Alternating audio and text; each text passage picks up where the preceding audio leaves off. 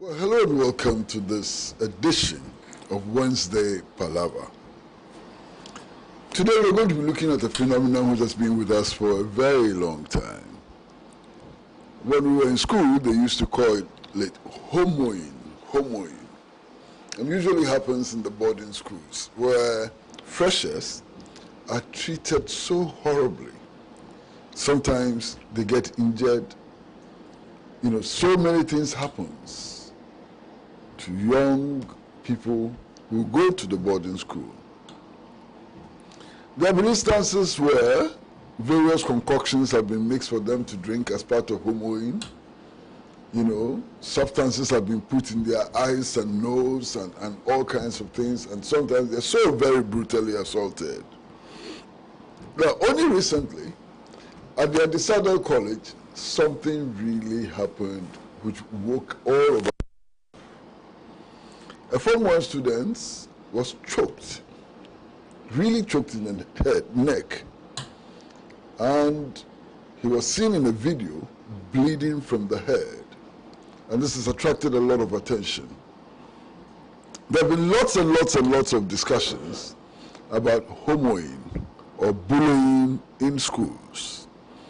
And one of the contributors to this debate is the youth wing of the socialist movement of Ghana. A couple of days ago, they issued a very strong statement calling for an end to bullying in our schools. Today, it is our pleasure to have in the studio with us Comrade Emmanuel Oboe Baiden, otherwise known as Stone, who is going to lead the discussions with us today, and we're going to hear their perspective on bullying in our schools. The program is going to have a very normal format. We're going to have Comrade Baiden, Emmanuel Oboe Baiden, leading the discussion, making his remarks, and then thereafter we're going to come to the studio audience to take comments, to take questions, and so on. And then we'll move to our social media platforms, and then Comrade Baiden can come back, and all of us can join in the conversations again. It is now my pleasure to welcome to the microphone Comrade Emmanuel Oboe Baiden.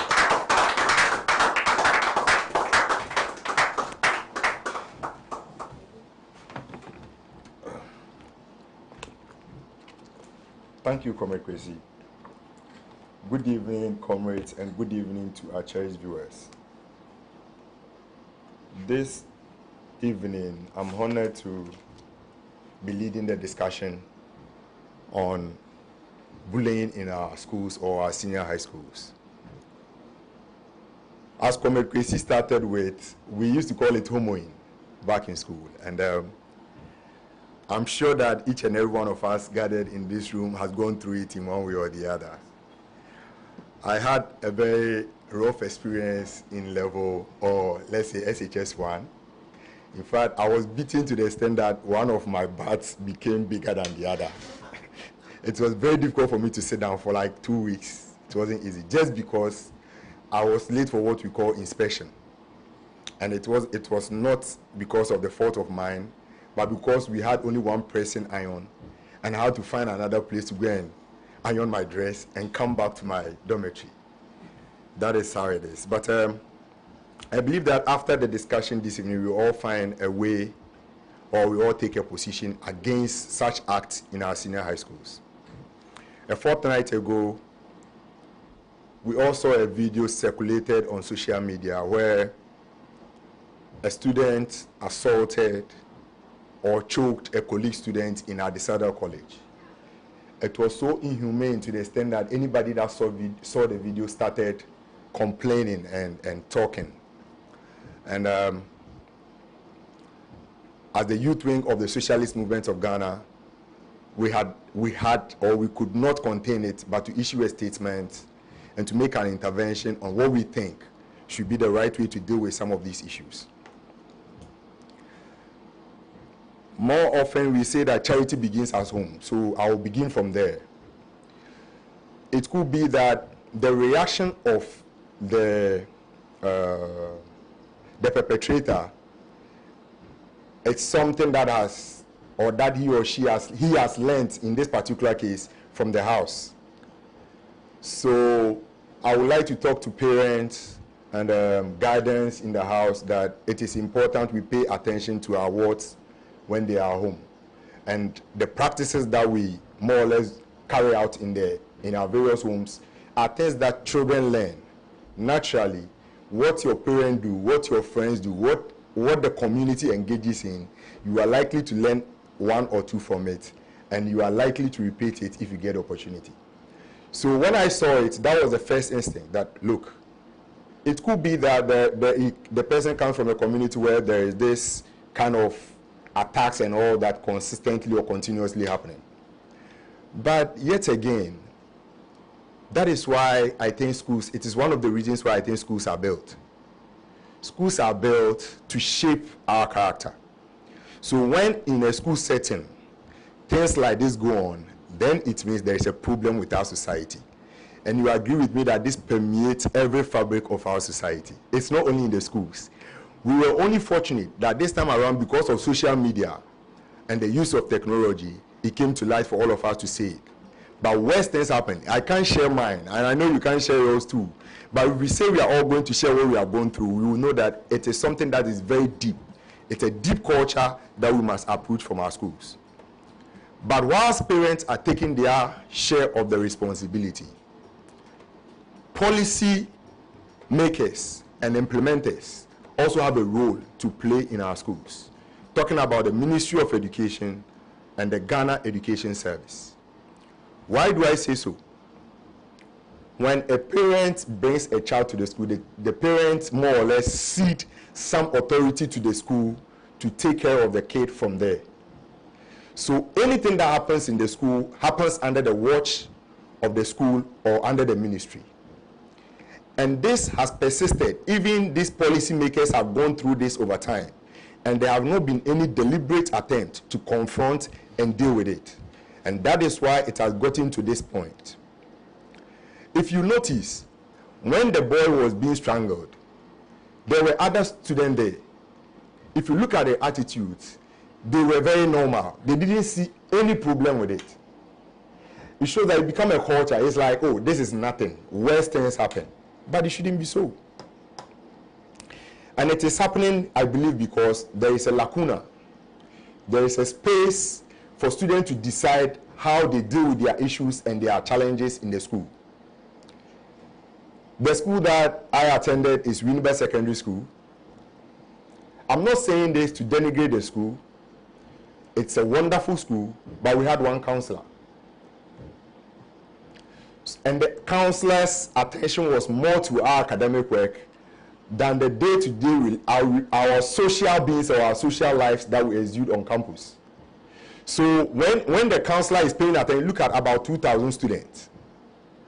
And the counselor is supposed to make sure that you are doing well in your academics and all that. How possible would the counselor have time to come and talk about your social life and what you are supposed to do? And I believe it is the same in most schools in Ghana. Our, what was the name? The counseling session or the counseling unit of the school does not even have staff. But today, as we speak, University of Education is doing a course like guidance and counseling. And I'm sure that if the government is interested in shaping the lives of our students on campus, the government is supposed to pay attention to some of these units in our schools so that we can help shape this. But, comrades, this more have to do with power play and the power relations wherever we find ourselves. In school, immediately you get to school, they have a Form 1 dormitory, and a Form 2 dormitory, and a Form 3 dormitory. So from that place, classes start emerging, and people feel superior over the other based on the class they find themselves. And that gives some people some kind of authority, I don't know how the best way to describe it, but they get some kind of confidence that I can do this to this person because I'm a senior. And they do or they perpetuate some of these actions on their fellow juniors. These same people, if you look into our work or our field of work, you notice that some of these people become police people, military, educationists and all that, and they take these vices from school into the workplace. So you go on a demonstration or you try to exhibit or exercise your rights, and a policeman feels that he has some kind of authority because of the uniform he or she wears and decides to bully you.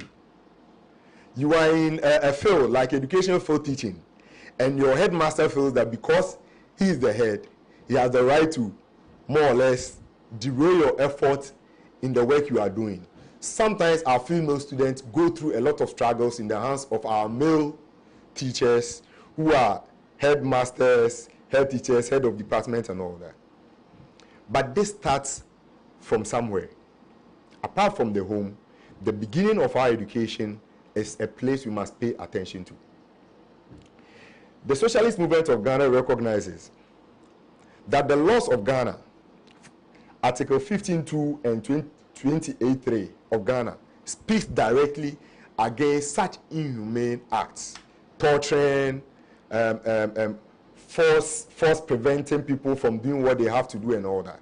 So for a student exercising the right to education, to go through such inhumane acts is something that I think was not supposed to happen. It shouldn't have happened at all, and we must put a stop to it. But more surprisingly, 3 days ago, I read that the Attorney General has taken the issue up and is in court. And the question I ask myself is that, is the court going to reform the perpetrator? The court is not going to do that. What the court is likely to do is either apply some sanctions that is going to affect the perpetrator for life. And often the school and the authorities even forget to find a remedial process for the victim. Often they meet, they punish the perpetrator, and then they plead with the victim to calm down, not to tell the parents and all that, and it ends there. But you see, psychologically, young people go through certain things and it shapes them for life. So a student that has been bullied to that extent might not be able to be sociable forever in his lifetime. If he doesn't go through a process of counseling, having interaction with society, coming into contact with a professional to try to take him out of the fear, the person might be timid for life. Is this the society we want to build? I think that the Ghana Education Service and the Ministry of Education must take particular interest in this case, set up a commission to study the prevalence of this particular issue or bullying, and then the impact it is having in the various schools, so that they find amicable solutions to them once and for all. Imagine in a school where they provided a box where if a student has an issue with you, you can write a small note and drop it in. And then the teachers themselves will come and find out what the situation is and resolve it. Imagine how some of these impasses can be resolved. Now, one thing that also happens is that most often, the student or the victim is not able to complain. And those around are also not able to complain. Because when you complain, they call you, in my school, for instance, they used to call you chuka. It means you have exposed a secret, or you have exposed someone who is doing something bad. So, when there is no mechanism or process outlined for students to try to make such reports or try to more or less lodge their complaints for their problems to be resolved, they tend to go this way. So it is important that the Education Ministry take very, very strong interest in this issue and try to take it out of our education system once and for all. Because, trust me, the same thing that is happening in the school is happening elsewhere in our society in one way or the other. Maybe someone is not choking or strangling someone's neck, but that person is holding on to someone's salary or someone's promotion in an attempt to bully the person or show the person where the power lies. It's happening everywhere, and we must halt it, comrades. So I would like to tell the Attorney General at this point that though it's criminal because our laws frown on it, it is important for the actors, both the perpetrator and the victim, to be taken through some kind of counseling and remedial processes so that the person will become normal in society and help shape our society for us to enjoy from whatever they've learned from the school. That is the only way we can build our society. The power relations are too much in this country. Anybody that wears uniform. Recently, if you remember, there was a case in this area closer to Tema, Ashama, where I think something very untoward happened. I think someone was murdered. But if you remember the reaction of the military, and even the response of the military chief in the communique that came, it tells you that this thing is ingrained in our system. It permeates every aspect of our society. So people hurt people, people do things without recourse to the fact that we need each other. We need each other in one way or the other to build the society we want to live in. I don't think that a society that focuses on human and the development of humanity will look at punishment as the only result to some of these issues. We should look at remedial processes, comrades. With this said,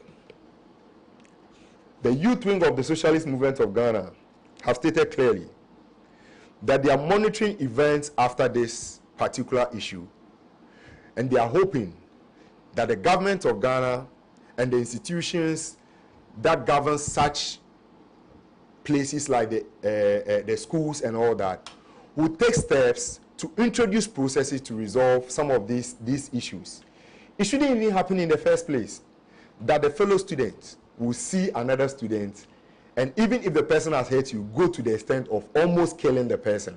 The guy almost died, and those around, we cannot say that they are innocent, because if the person had died, all of them will be seen as culprits or accomplices in one way or the other. And it shouldn't happen. We should all take interest in more or less safeguarding each other, guiding each other, helping each other to develop.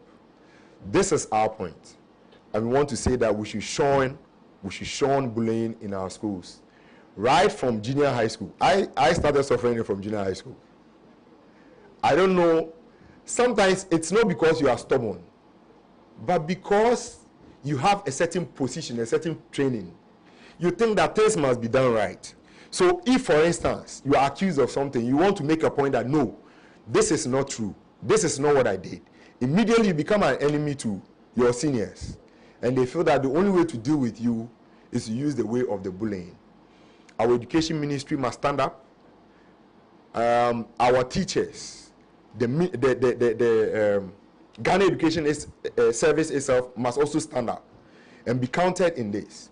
We must find ways to resolve some of these issues. Otherwise, we are not going anywhere, because it's going to continue into our parliament. You notice how they fought our parliament. All these things start from the scratch, from the basics.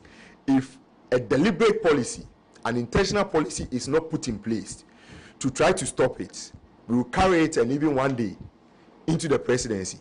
Now, let me cite an example for you. A vivid example is recently the president of Ghana was in public, and I learned a chief, there was something to do about an anthem, and the chief was sitting down. You saw the reaction of the president. Just about a week after, there was another program. The president had a daughter closer to him. They were playing the national anthem. The daughter was on phone, and you saw the reaction of the president. So it's power play and class that showed there. Because more or less the chief is not related to the president, he was treated as if he was a nobody. That is also bullying. And because the president, the lady that was talking about the president's daughter, the president could not even utter a word to her, even though he was very close to her. That is bullying. Power play. Class relations. Pure class relations.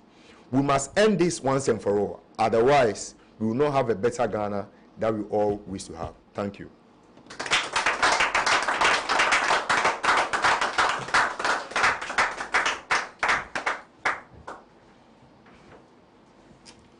Well, it's now time for the studio audience participation, and if you have something to say, question to ask, please show by hand.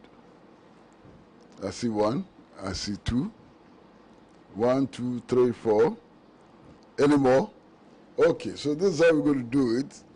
We're going to start from you, and then number 1, number 2, number 3, and number 4.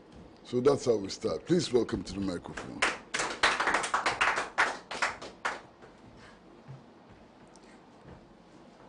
Dear listeners and viewers out there,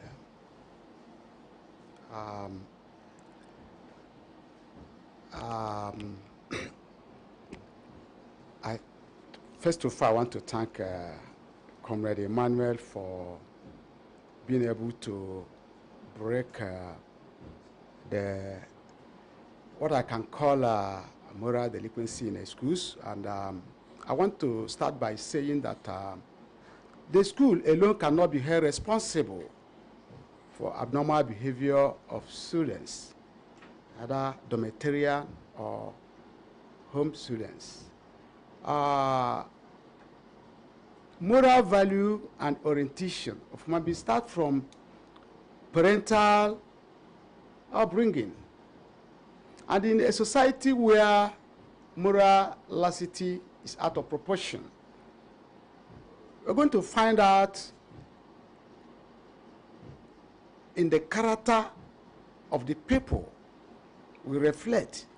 Because anthropologists have actually made it clear that a child that was brought up by a single parent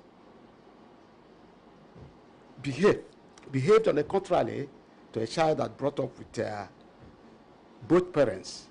So most of the product of broken homes and single parents in the public, you discover that their moral behavior is quite far different from those that brought up from both parents. And at the same time, our speaker said something here, class relation. That is also a responsibility of to build a society where harmony and equity and love prevails. That will not be left for school alone. But moral value should mostly imbibed by the parents right from when they were growing. And that is why you see moral education become also important in the various schools. If we want to really get rid of bullying of some students claiming to be superior to others, sometimes most of these students are bullying are not the more brilliant. They have confidence that they are better than other person. But what should make you better is what you have upstairs. So I think as parents will do more for children upbringing, especially at this first century. Videos they watch, things they hear. You know, can a school teach a child that when you see a senior you greet, but it starts from home. Somebody are living in the same compound, you wake up in the morning, you see you, you look at you, you just laugh. But the mother can say, oh, have you greeted Mr. Boatin? And she will learn that you will greet somebody, especially a senior, when you wake up in the morning. So I think parents have a role to play in this regard. Thank you very much.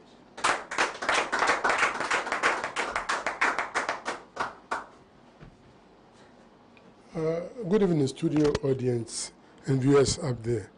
Maybe I will have to look at it from also a different dimension. Of course, homeowing, or what you call initiation, when we're in school, took a chunk part of your entry into our colleges and our secondary schools. But by then, after that, there are so many rules and policies guiding our movements in the school, on the school campus. JJ, in the dormitories, we have got a housemaster, then after the headmaster, in the various floors, Ghana National College, we have so many. On various floors, we have got floors of vices, and they take care of issues, daily issues in our various. In fact, on the school campuses, we have got grounds officers who looks around to see that various things are checked when it's very, very inimical to what the school is about. But I think so many things have gone wrong these days in our various institutions. Nothing is going on right. And this thing starts from the home, from our homes to the schools. Imagine somebody is going to school and nobody pays his fees. School is okay, but nobody pays, nobody take interest in people going to school. So they go and they act anyhowly. So I would suggest that we go back to our former times when school prefects, ground prefects, dormitory leaders, and in fact, housemasters are all the time running around looking up for these kind of issues so that we're able to solve these kind of our problems. Thank you very much.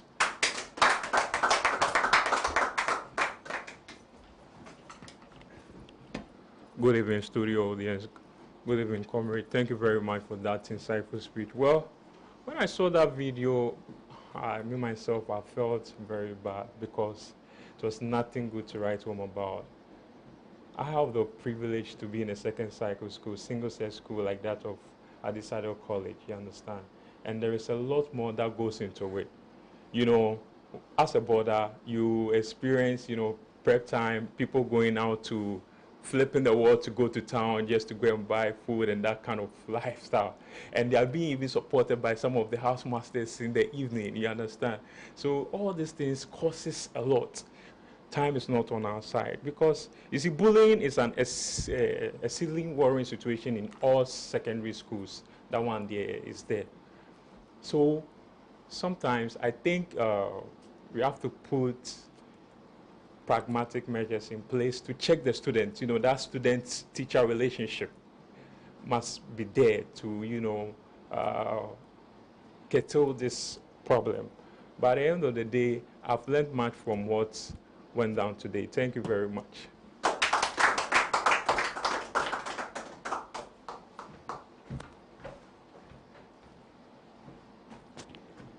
Thank you very much, Comrade Oboe.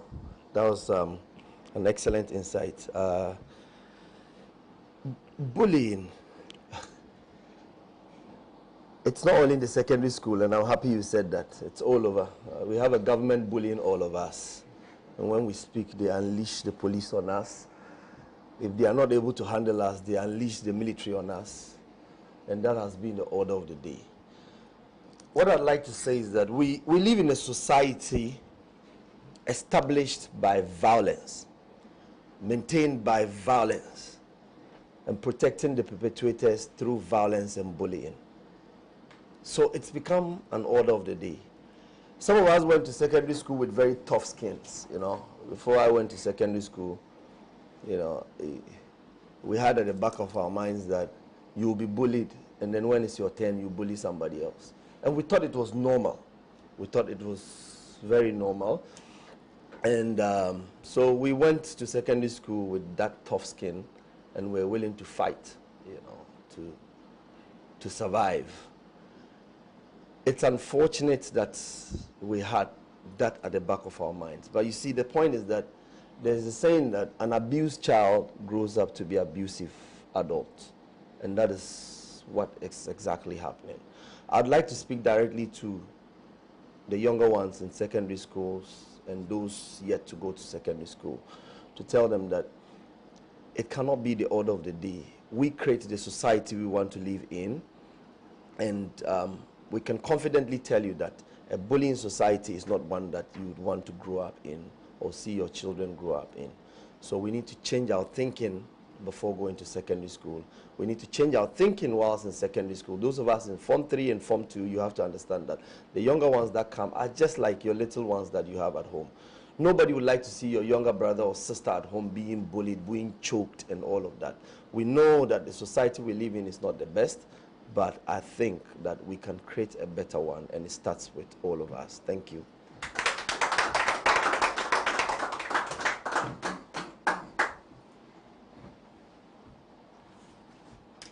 Well, comrades, I listened to the main presentation, and I've listened to the contributions from the floor, as it were. And I'm just wondering, what is it that makes a senior student get pleasure from injuring a junior student. If you choke your fellow student to the point of desperation, how does that make you happy?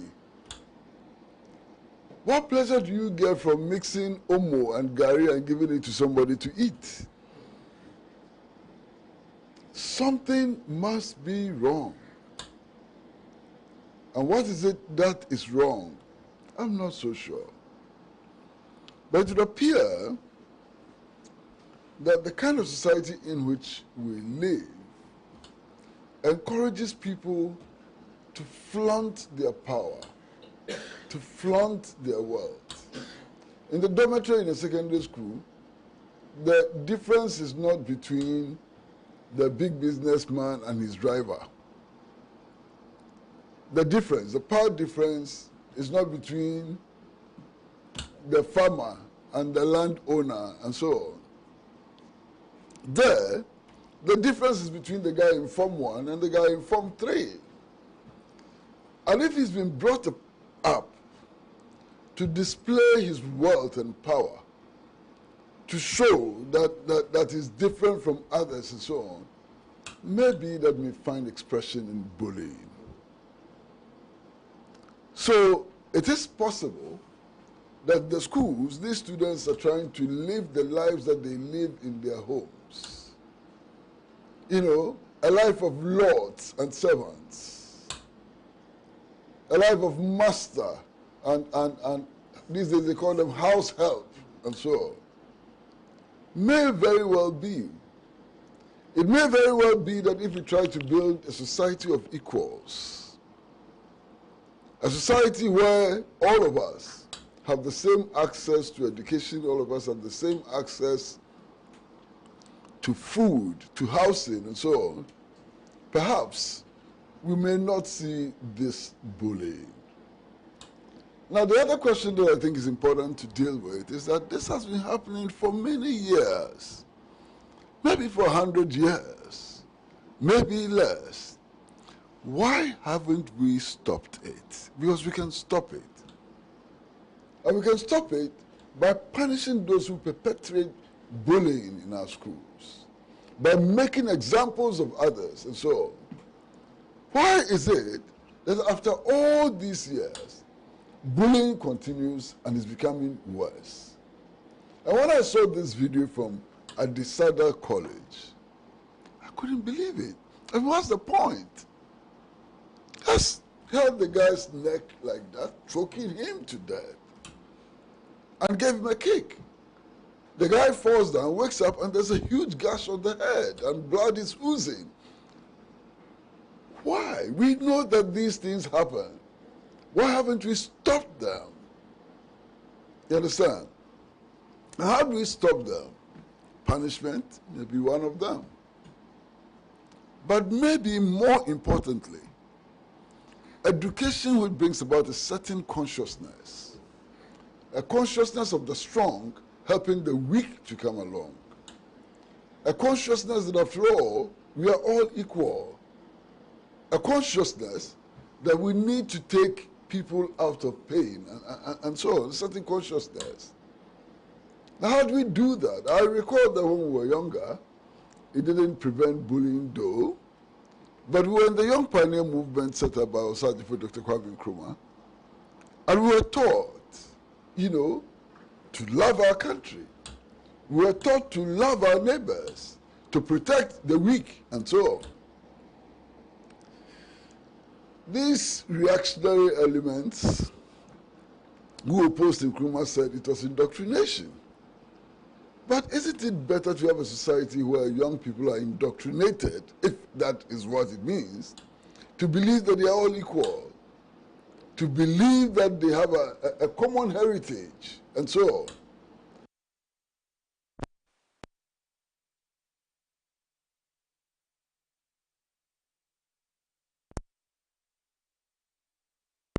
Let's all think about it. Because maybe what happens in the schools, the homoing, is a reflection of the broader society in which we live. I mean, you go to some homes,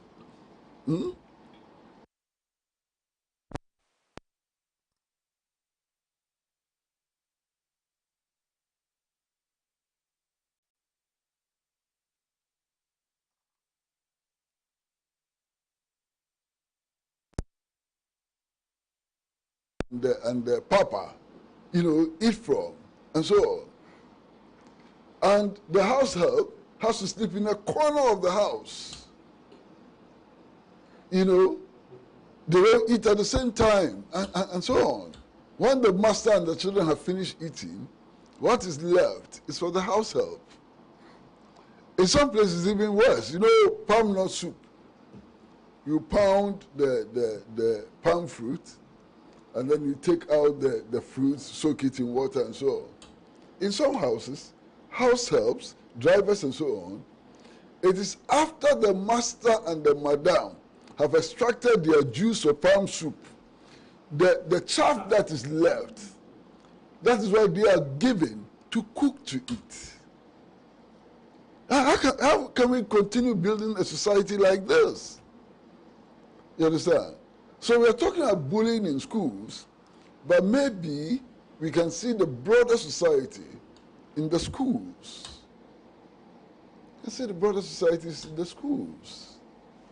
I mean, in some homes, and in some homes,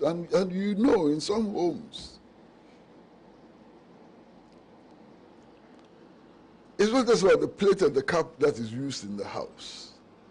Everything is segregated. Everything is segregated. Maybe. Anyway, we are discussing bullying in our schools, and I do hope that those of you who are watching us on social media and so on are participating in this discussion by the messages you sent on WhatsApp, on Facebook, and so on.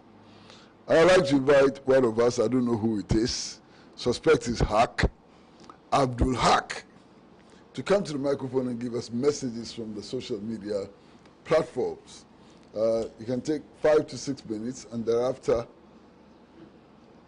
Comrade Emmanuel Oboe Baiden, alias Stone, will come and conclude for us. Stone.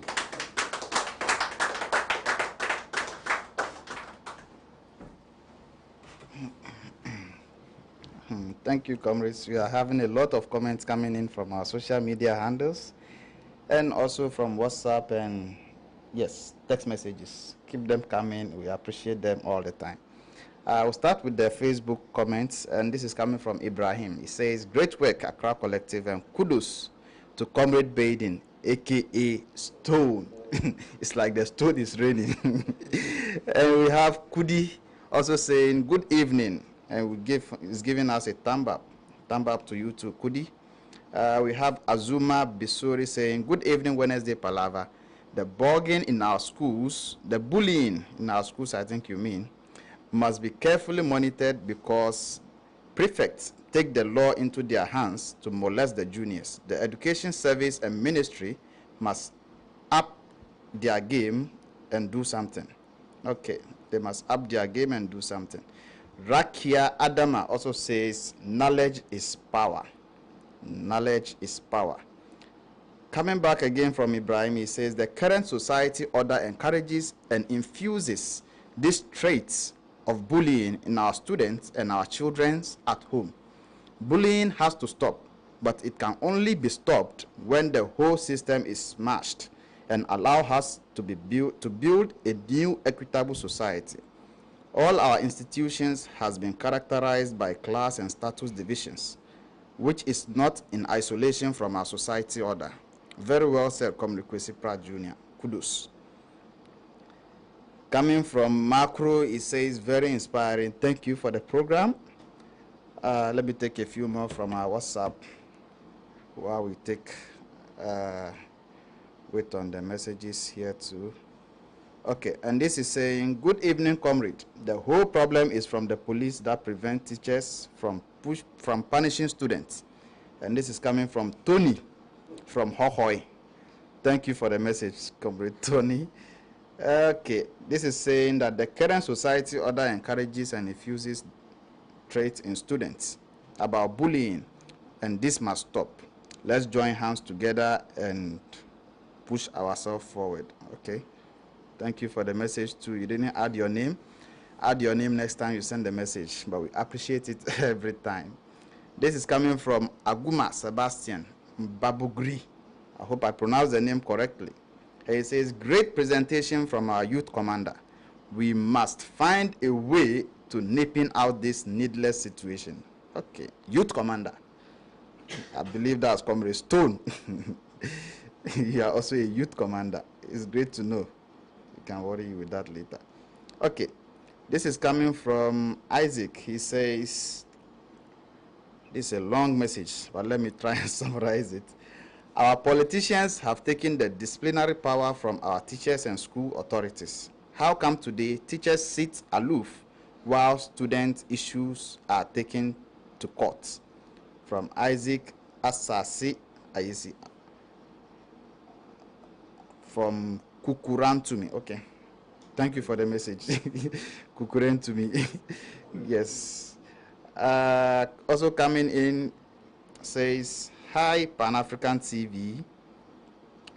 It's obviously very factual evidence that some humans crazily quest for corruptible. Okay, these are big words. Exactly like swarm of bees. Okay.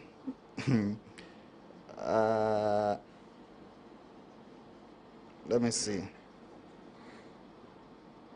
So, if you can summarize those, that's too long for me.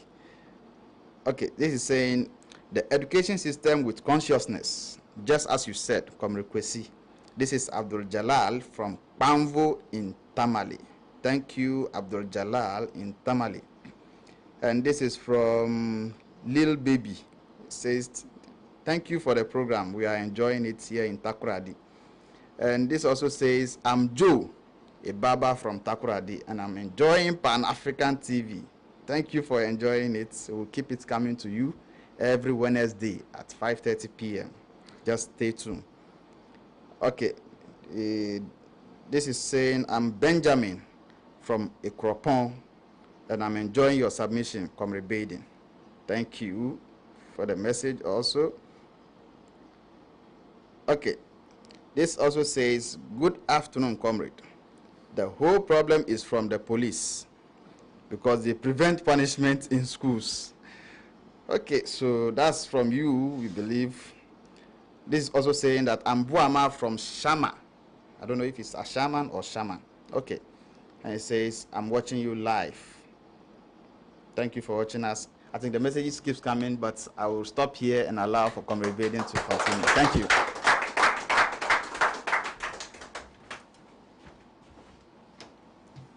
When I was listening to Comrade Hack read the messages, I was beginning to wonder where he comes from. I thought at one stage that he was coming from outer space. I was listening to Kokrantomi. I mean, where in Ghana is Kokrantomi? My brother, it is Kokrantumi. In the Eastern region, it's not Kokrantomi. We have a few more minutes, and I would like to give those few minutes to Commandante Emmanuel Oboe Baiden. Commandante, microphone is yours. Please come and make your conclusion.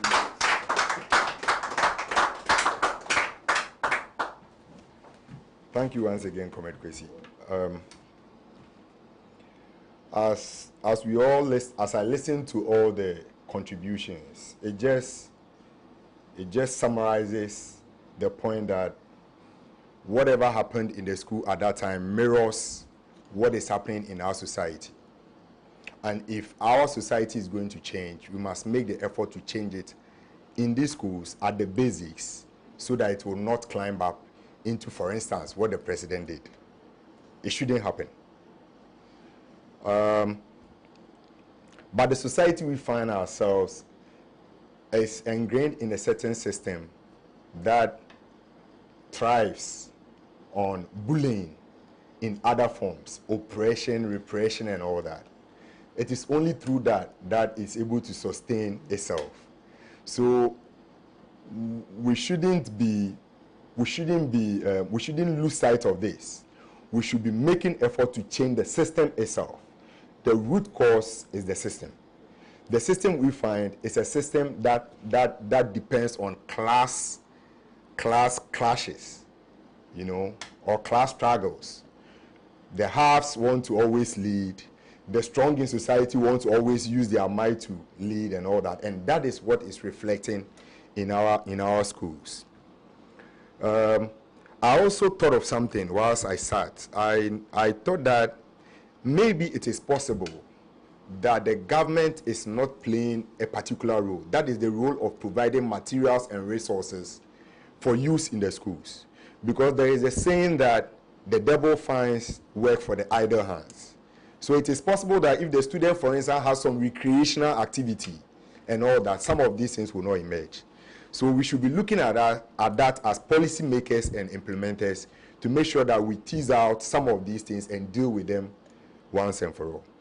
With that said, the youth wing of the Socialist Movement of Ghana once again want to reiterate that the Ministry of Education and the Ghana Education Service should set up a commission to look deeply into some of these untoward, unfortunate activities in our schools, right from the basics to the university, and then have a deliberate policy, a very well thought through policy that addresses some of these issues. Thank you.